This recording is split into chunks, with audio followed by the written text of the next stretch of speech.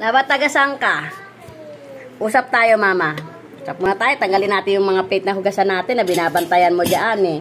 Kasi di ba nagalmusal ka na? Usap tayo. Tagasan ka? Taga Laguna ka, di ba? Taga sa Laguna.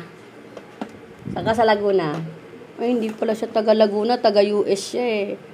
Inampol lang siya ng mama papunta dito eh, no? No?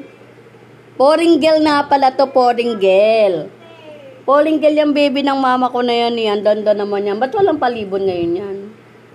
Parang naluging ewan eh, no? Dineded mo ako eh, oh. Naamoy yung mga ano. Toy, mga hugasan.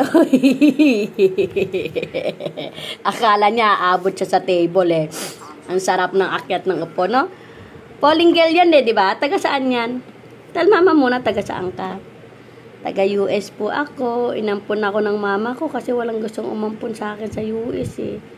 Kaya nakarating ako ng Pilipinas.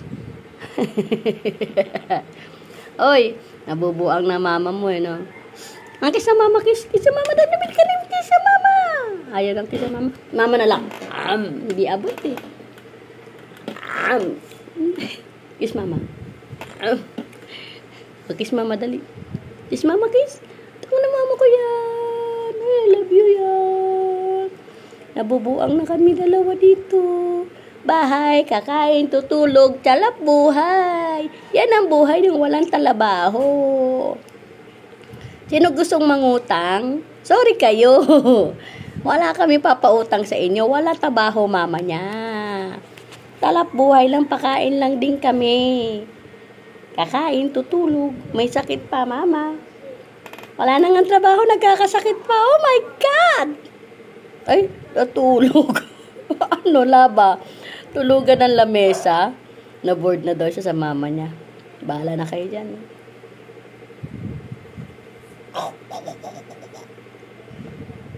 Tang!